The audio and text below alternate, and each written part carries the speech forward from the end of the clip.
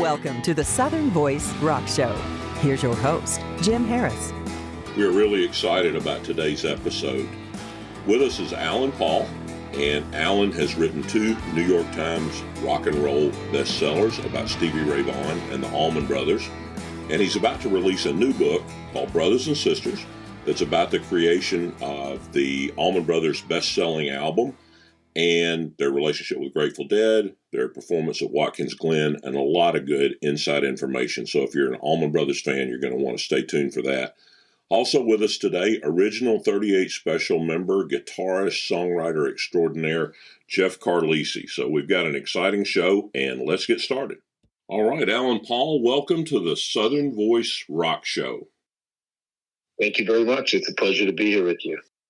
There is so much buzz going on about your new book, about the creation of the legendary album Allman Brothers, Brothers and Sisters. It's in every media outlet, and I just noticed that it's the cover story on this month's Guitar Player. So congratulations on all the interest that's going on in advance of your release. Thank you very much. You know, writing a book can be a very isolating, lonely pursuit. You know, you're sitting in libraries of research and in a little office at home, and you just hope that when you finish it, you come up with something that resonates with people. And I felt as I was writing it, I was getting more and more excited about where it was headed, and that I was doing that. You never know until, the moment of truth. So it is very satisfying and exciting, and appreciate your interest and everyone else's. Well, given that this is your third book that music-oriented, One Way Out about the Allman Brothers, Texas Flood about Stevie Ray Vaughan, and this being your second Allman Brothers book, it's very evident that you are an Allman Brothers fan. How did that happen? What led you to become an Allman Brothers fan and a super fan? Well, I'm just exploring that myself. I'm trying to work through that. I'm writing an essay about that. I grew up in Pittsburgh, not the South, as you know, but, Pittsburgh had a very strong Southern rock presence. I mean, Leonard Skynyrd, eventually, once I started getting into the business, I met one of the Leonard Skynyrd's managers after they'd reformed in the early 90s, who told me Pittsburgh was always one of their top, I think he said 3 or 5 markets, which was enlightening to me. I wasn't quite aware of that when I was getting into this music as a kid, I was sort of normal for my region. It didn't always feel that way. I dated back to my brother, who's 4.5 years older than me. At some point when I was about 12, he handed me a copy of Eat a Peach and said, listen to this. And I thank him for that. I mean, in the 70s, as a lot of your listeners, I think, will remember and resonate, a big brother just allowing you to listen to his stereo was a big deal. He gave me open access to his record collection and his stereo, and I thank him for that. And that's why I dedicated One Way Out to him. So he's the one who got me started, but why it resonated with me so much is something I've thought about a lot, and I don't exactly have an answer for. It just did. When I was in 8th grade, we had in social studies class an assignment to write an essay about a great American. People were writing about Thomas Edison and Abraham Lincoln and George Washington, and being Pittsburgh, Mean Joe Green and Terry Bradshaw and Roberto Clemente. And I wrote about Duane Allman.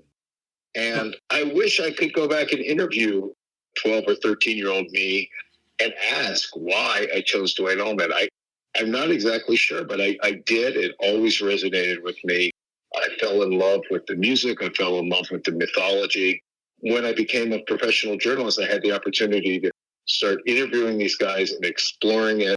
And I just got deeper and deeper. And the transition from being a fan and a regular journalist interviewing the guys and writing books to being more of an insider with the access that allowed me to write these books really came about through my relationship with Kirk West, who was the band's tour mystic, which was his title because he was the tour manager, but he did so much more than the regular tour manager that he had to have a special name.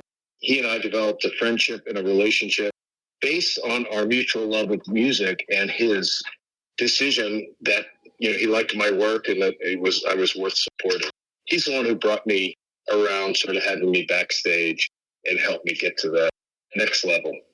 Well, that leads me into my next question. And early in the book, actually on the opening of the book, you mentioned that a lot of the research came from a collection of tapes that you actually got from him after the book was underway. But when you started the book, were you aware that these tapes existed? One Way Out was based completely on my own interviews. It's an oral history.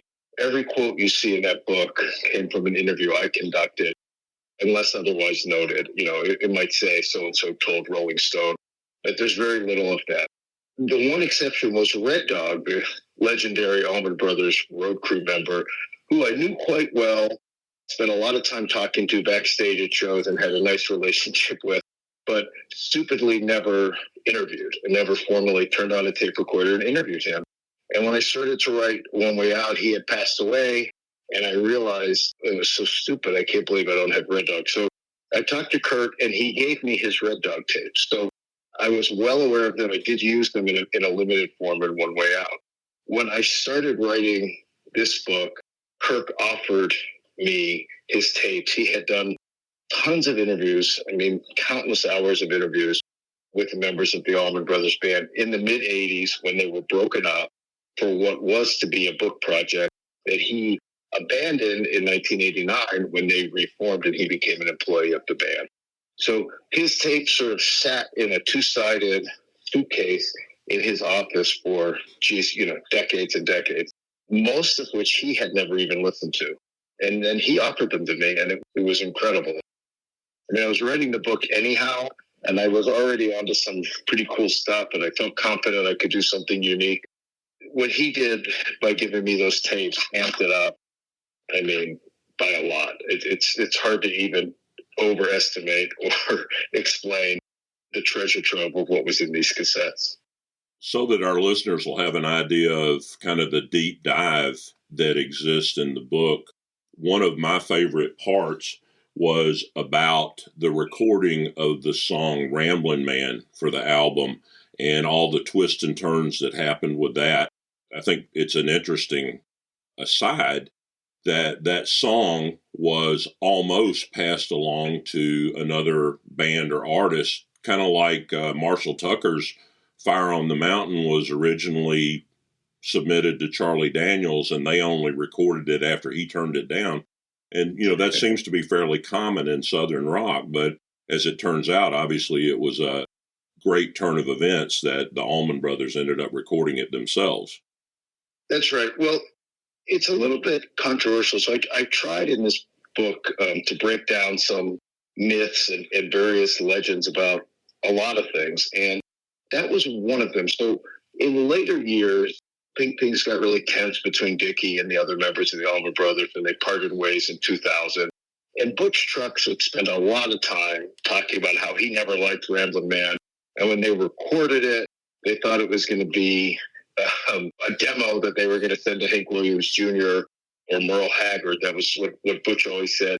Dickie himself always said that he thought the song was too country and that he was doing that. But what I found digging into it is that that's not 100% true. It is certainly accurate that Dickie felt that it was too country for the band to record. And he was thinking of recording a demo and sending it off. And that's not unprecedented. Dickie did write for other people, and other people recorded his songs. He wrote the song Ain't Gonna Call Hank Williams Jr. Anymore for David Allan Coe, for instance. But when they actually cut Ramblin' Man, from what everything I can gather once I really dug into it, everyone in the studio knew they had recorded something really great. And so, although I do think the initial thought, and it was mostly from Dickie, this is what I really learned in writing it, is that Dickie is the one who thought it was too country and that they should record it as a demo to show to other artists. But once he played it for the band, they all said, oh no, it's a great song, let's cut it. I guess it's possible that if it hadn't turned out the way it turned out and as strong as it was, maybe it would have been passed on. But once the actual song was recorded, I don't think there was ever any question about it being included. And, sometimes things get lost in the fog of time. Even over the years, Dickie has often said, well, I thought the song was too country, but we needed one more song to finish the album. And that also is just not accurate, because it was the second song they recorded. And there's no doubt about that because it's one of only two songs that bassist Barry Oakley is on before he tragically passed away. That's a perfect example of the kind of information that your reader is going to find in Brothers and Sisters. In that segment of the book where you get into the recording of Rambling Man, you also mention that in the early days of the band, before their tragic losses, Barry Oakley and Duane Allman were essentially the leaders of the band. Yeah, that's right. Well, Duane was unquestionably the leader of the band. Nobody doubted that. They would often say there was no leader to the band. We were all equals. And there's truth in that, in the sense that there wasn't a leader in the band the way, Miles Davis was the band leader, or Elton John is the band leader, and everyone else is the support. Certainly was not the case. But they were a band of equals following a leader, if that makes any sense. And Duane was the leader. He never had to say he was the leader. He never had to tell people to follow him. It was just sort of unquestioned. Barry was what I call the colonel to Duane's general. And as J-Mo would said it, the great drummer who was the first employee, the first member of the band that Duane enlisted, J-Mo said it to me like this: Duane was so intense that nobody could talk about him anything. And sometimes people had a hard time dealing with him because he was so hard charging. He didn't have time or care for diplomacy. And Barry was a little more manageable. Barry would take Duane's ideas and orders and go to people and say, hey, man, I think we ought to do this or that. He could make things a little more palatable and was sort of easier to deal with, had better people skills, I guess you could say. So they had a system amongst the two of them that really, really worked well together. And they were the undisputed leaders. Everybody else followed along. It doesn't mean that they didn't have their own ideas or have disagreements or argue about things or hammer things out. But those were the two guys that everyone followed. And when they were suddenly gone, unfortunately and tragically, quite abruptly, there was a real void there. And that's part of what, I'm exploring. It seems that you get into the passing of the torch, so to speak, to Greg and Dickie, and how that situation impacted this album as well. Yeah, I mean, one of the interesting and essential things to understand, and that I try to illuminate here, is that neither of them were really suited to be leaders. And I just mean in the sense that Greg was a little bit too passive. He tended to do things to keep to himself.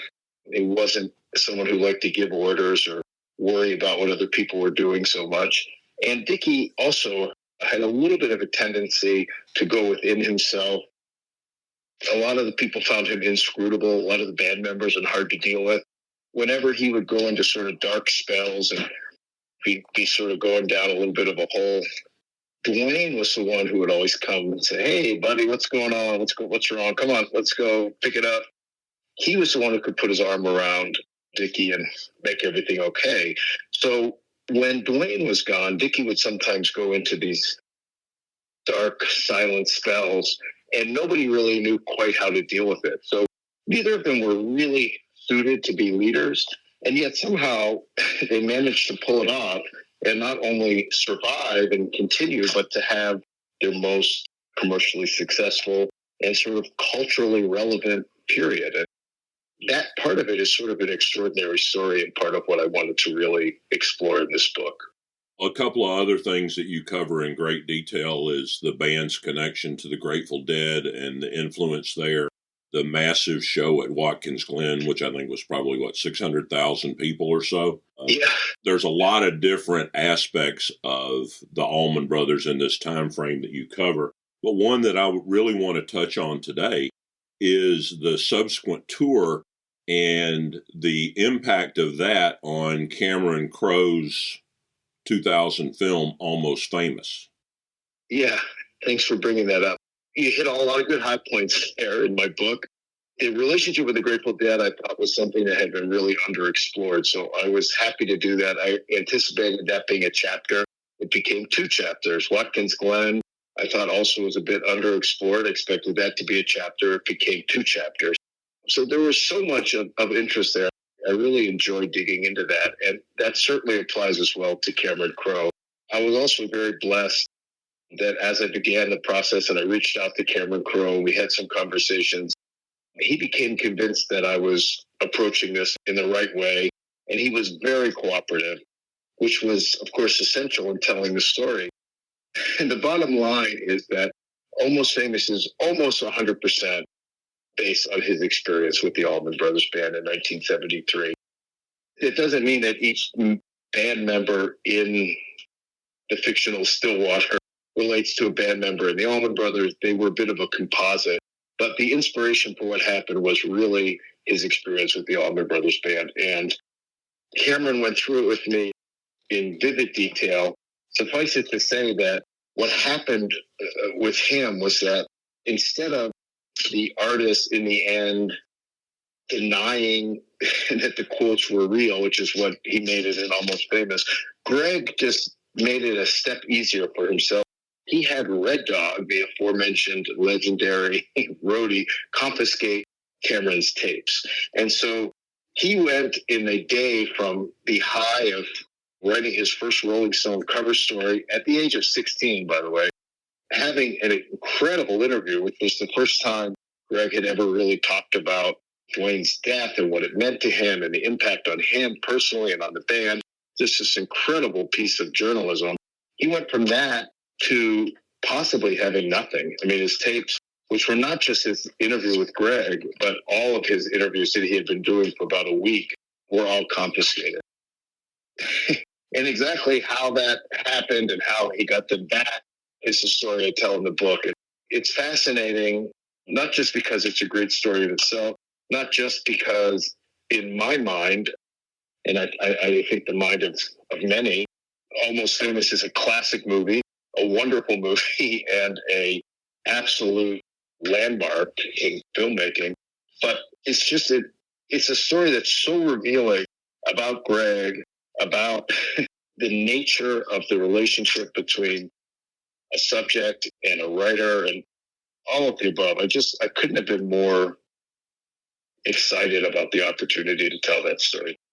Also want to make sure that I mention my friends in the real band Stillwater that the film's not based on, but there actually was a band out of Central Georgia, Stillwater, that was a Capricorn artist in 1970s and 80s. And Cameron Crowe, in a 1975 interview, referred to them as the Wet Tucker Brothers.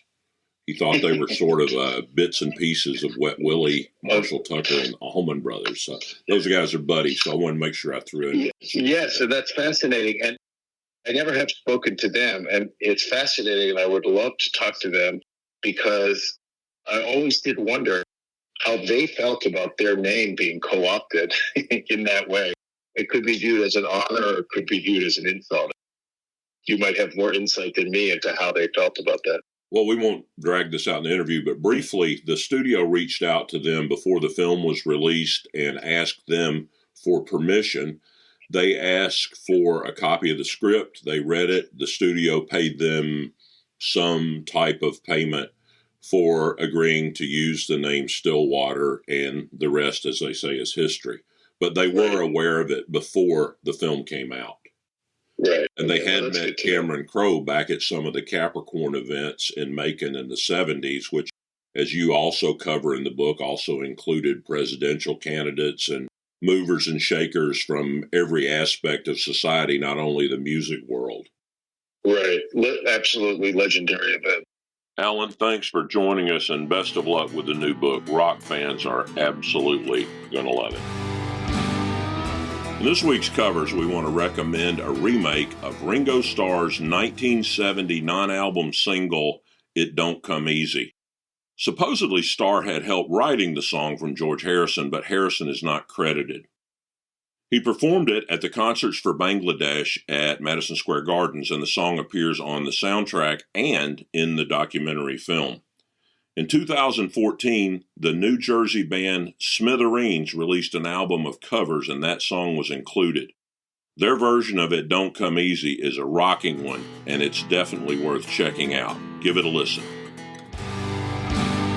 All right, well, we are very honored to have the incredible Jeff Carlisi with us today. Jeff, welcome to the Southern Voice Rock Show.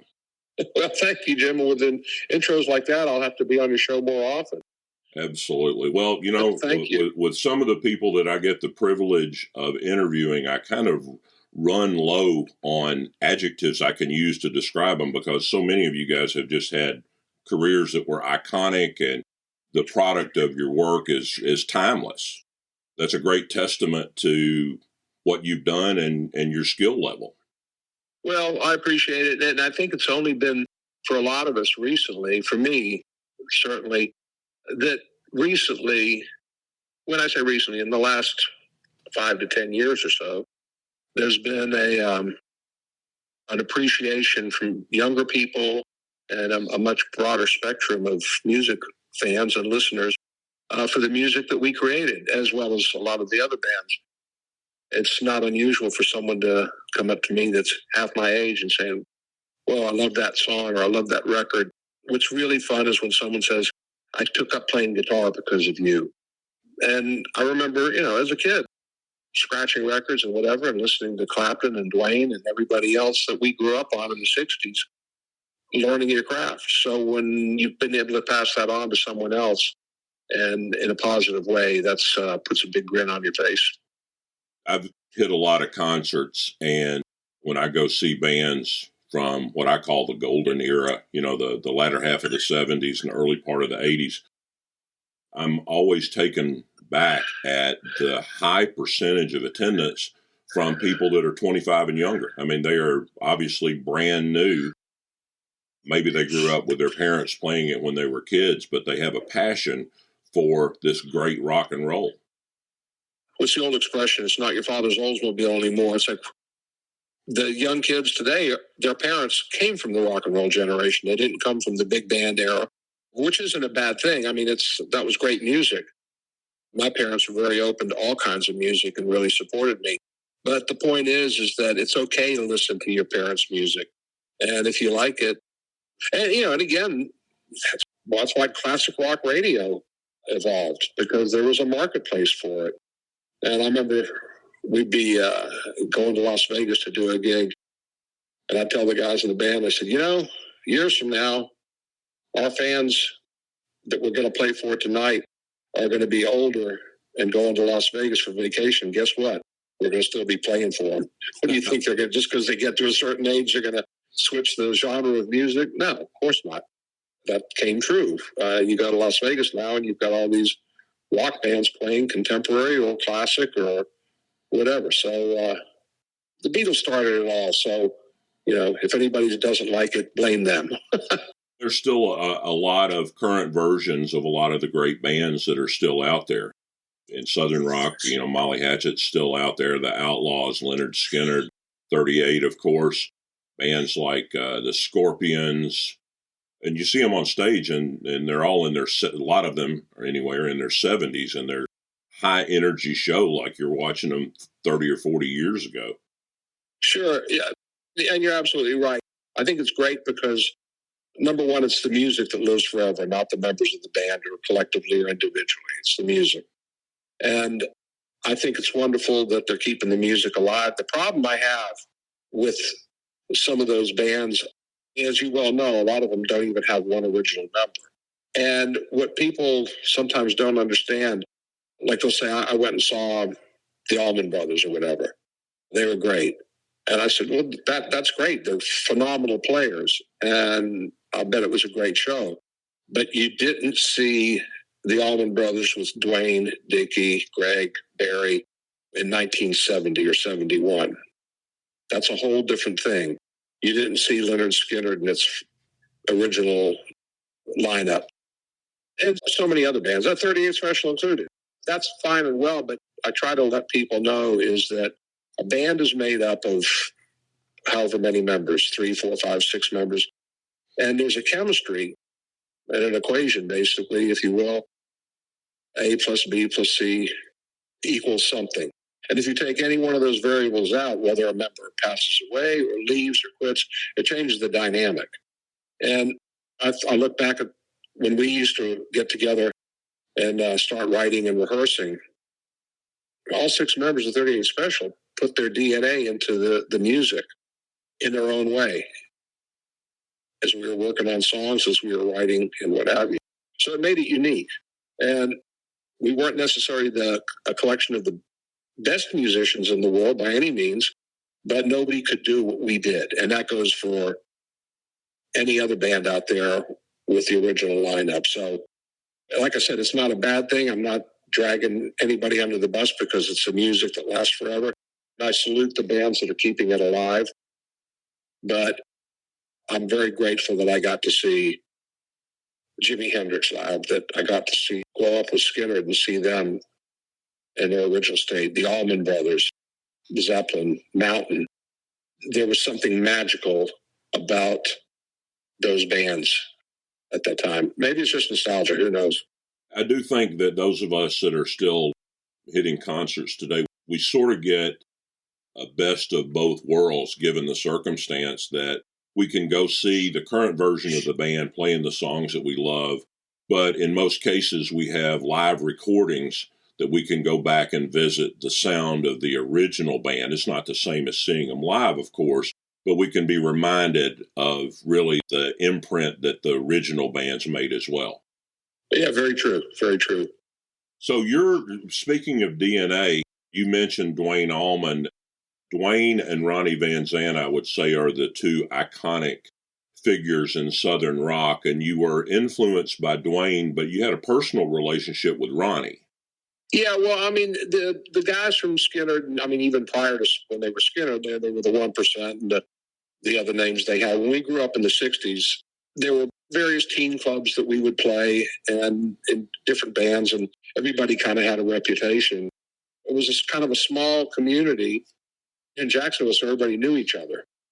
I had a band in 69 and 70, my senior year of high school, the last band before I went off to college, and it was called Sweet Rooster, and it included Donnie Van Zant, Kevin Elson, Ken Lyons, who was the original bass player in 38, was on the first record, and myself, and the drummer was a guy named Bill Pelkey, who didn't pursue music as a career, but remained a friend. Anyway, through that band and with Donnie, we got even closer to Skynyrd and of course, Ronnie and the whole Van Zant clan.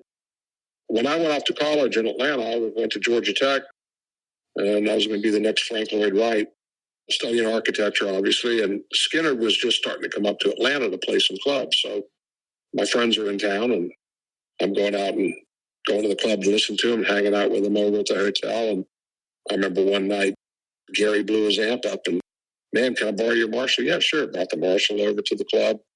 This club called Finocchio's, which was a very, very famous, for a lot of different reasons, club in the Atlanta area. And then, so in 1973, Al Cooper had discovered him. He was living in Atlanta and would hang out at Finocchio's. And fast forwarding, he signs him to a deal with his Sounds of the South label, which was a subsidiary of MCA.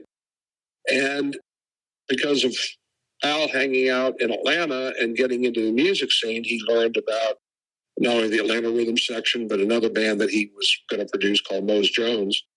And where are the studios? Well, there were probably 2 or 3 studios in Atlanta, but the Rhythm Section had their own studio called Studio One.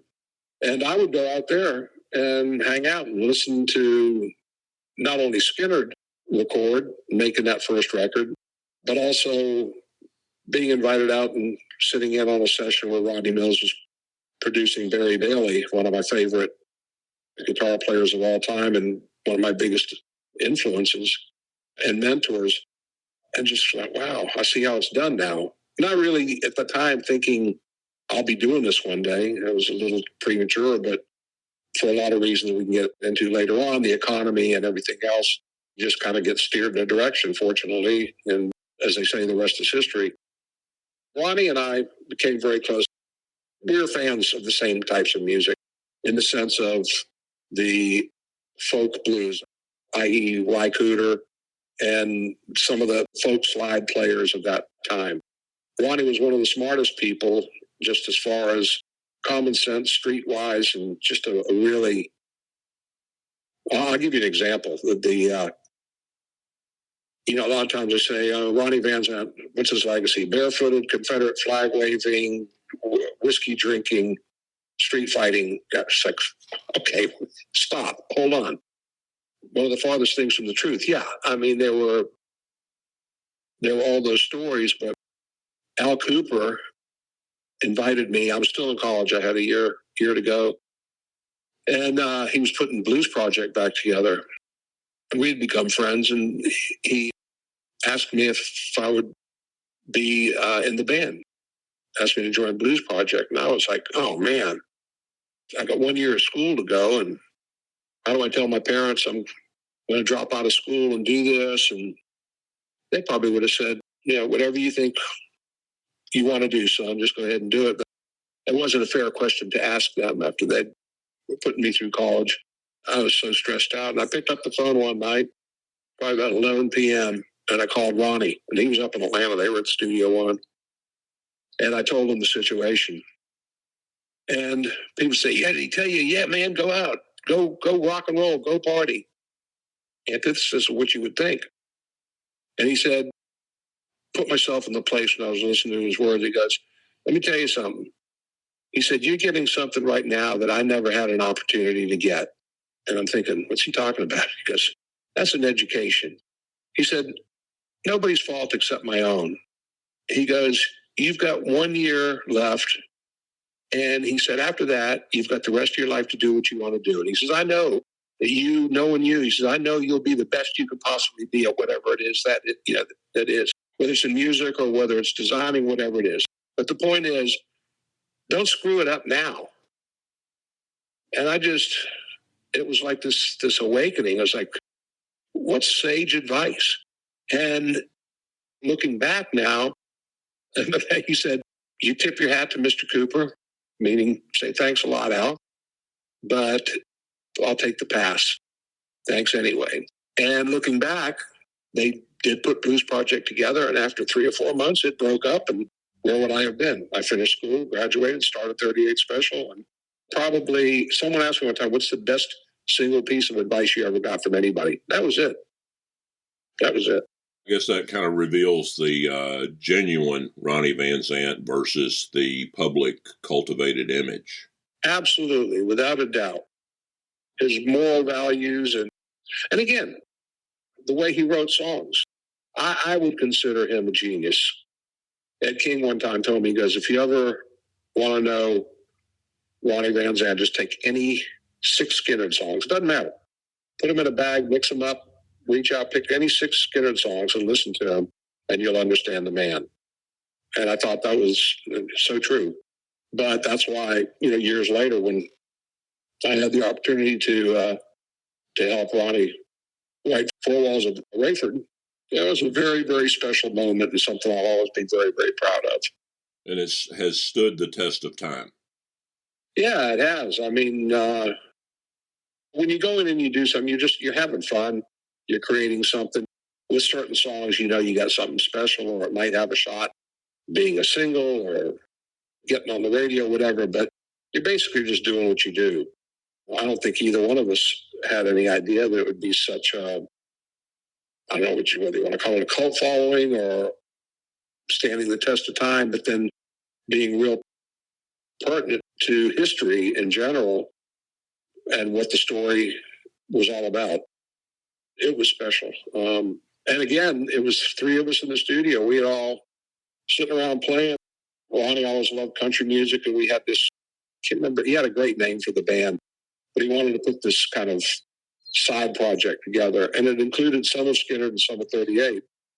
Don Barnes and I both enjoyed playing country music, and were big Jerry Reed fans and what have you, and Steve Brookins, our drummer, had a great feel for it, and there was Ronnie and I believe Alan and Billy.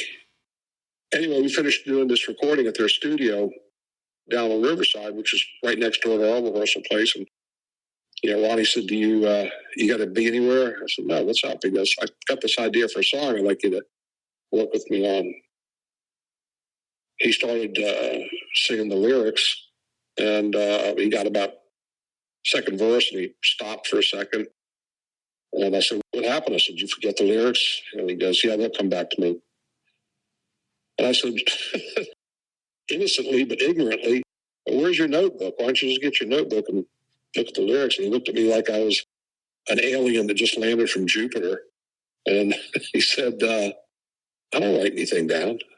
And that's when I realized, wow, I'm in some real company here. And anyway, came back to him. And we went out. Everybody else had left. It was me and Ronnie and Kevin Elson. And Kevin was engineering. And we went out studio.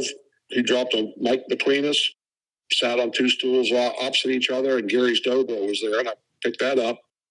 And I don't know, we did maybe 5 takes of it. Yeah, live, no, we didn't.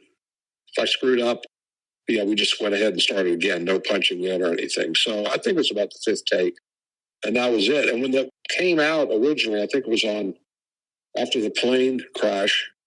It was like a compilation record, gold and platinum. Or, I think that was it, gold and platinum. Anyway, the song was on there, but Tom Dowd had come in and put some overdubs on it with Gary and Billy playing on it, and I was proud that the song was there, but they really, it missed the whole vibe and feel of what we did that night. It was kind of a raw, bare bones recording, I would say. Is that fair? Oh yeah, absolutely. I mean, it was an instrument and 2 instruments, a voice and a dobro. That's it. And it was as if, this might be an old cliche, but it's as if you were, on some old front porch of some cabin out in Mississippi. That's the vibe that style of playing invoked.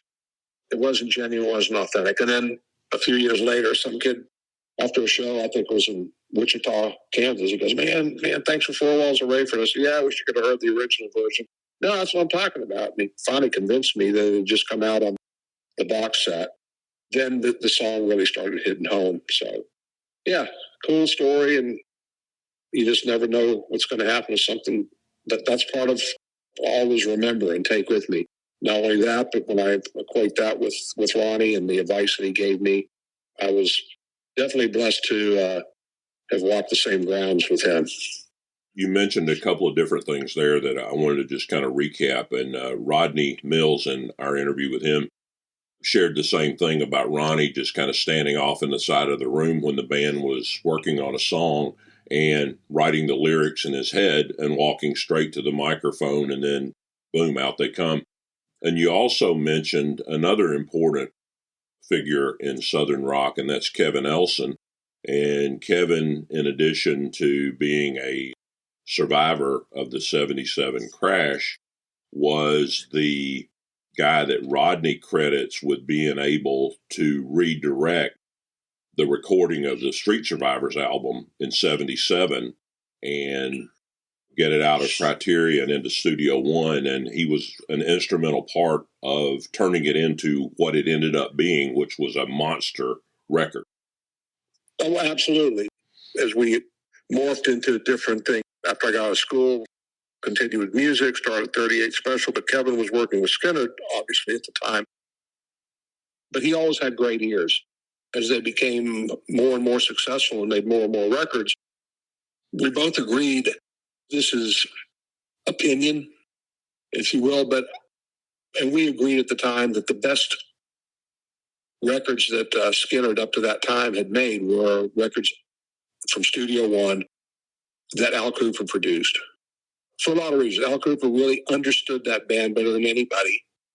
I'm very excited that he's finally getting his due, and it's been inducted into the Rock and Roll Hall of Fame this year, which is great. The sound of the studio, it was the perfect storm. The right producer, the right studio, the right environment being in the South. As they started going in different directions, Second Helping, that record, even as Alabama was recorded in Studio One, the rest of that record was recorded, I think, at the record plant out in L.A. But Al produced it, and it had the same kind of vibe. And then later on, with different producers and whatever, just didn't feel that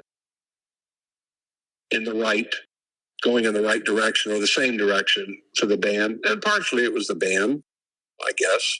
Who knows? And the producer, the studios, the whole thing. when Street Survivors came about, of course, Steve Gaines was in the band, and Kevin tells me that he went down because he was staying in Jacksonville at the time. I think he was working in their studio, Skynyrd studio in Jacksonville. And he went down to hear some stuff and was disappointed in the way it was turning out and sounding. And I think Steve Gaines was one of the guys that just said, I think you're right. And to convince them, because they were working with Tom Dowd at the time and they really liked Tom a lot, they weren't sure. And so I remember Rodney telling me, and you would know more from the interview, they came up to Atlanta, I believe, with Artemis and recut the drum tracks and then brought them back down to Criteria so they could hear the difference. And that's when Ronnie said, pack up, boys. We're going to Atlanta. I thought that was just an incredible story, and it's a lot of good background on an album that's been a major component of our musical lives for those of us that are fans from that era. Oh, absolutely. I remember going over to Alan Collins' house. He had the, probably test pressings or whatever, because I don't think the album was released until like a couple of days after the plane crash, if I'm not mistaken. It was pretty close. It was either a couple before, a couple after. But I was over there and he was playing it for me, and I was just like knocked out because, for number one, the quality of the songwriting was amazing and the performances. And it was like this rebirth of the band. A lot of it, I think, probably due to Steve Gaines. It was that breath of fresh air or that shot of adrenaline or whatever. It made a real big difference. And the band was in top form. And that combined with going back to Studio One and working with Rodney and Kevin, probably two people that really understood them better than anybody, especially Kevin, they made just a brilliant record. As you said, it's one of the greatest, and it'll be around long after we're gone. And that's a tragedy of it too, is that who knows what would have happened with that band in that formation had they had a chance to tour with that record. I've heard people say they would have been the next Rolling Stones or whatever. Very possible. I mean, the three most frightening bands I've ever seen, again, this goes back to seeing the original formation, is Skynyrd, either with Ed King or with Steve Gaines playing, the original Allman Brothers, and Mountain with Leslie West and Felix Pappalardi. It was like, you just can't imagine how good this is, how powerful this is. So Skynyrd had that work ethic, and that all of a sudden now they're getting it back together, writing great songs and taking themselves to the next level. Yeah, who knows? Who knows? We'll be back next episode with more from Jeff Carlisi, his time with 38 Special, writing all their great hits, and so much more. For this week's Hidden Gem, we want to recommend the 1983 self-titled debut album from a band called Fastway. The band was made up of former members of Motorhead, UFO, and Humble Pie, and this is a rocking album. It went as high as number 31 on the United States charts, behind the strength of the single Say What You Will. The band has continued for years, but with a lot of lineup changes, the first album is the one you really want to hear, Fastway from 1983. Give it a listen. I want to thank everyone for listening, and we want to thank our guest, Alan Paul. Be sure to keep an eye out for his book on July 25th, and Jeff Carlisi, and we'll be back next week with more from Jeff. So until then, keep rocking. Thanks for listening.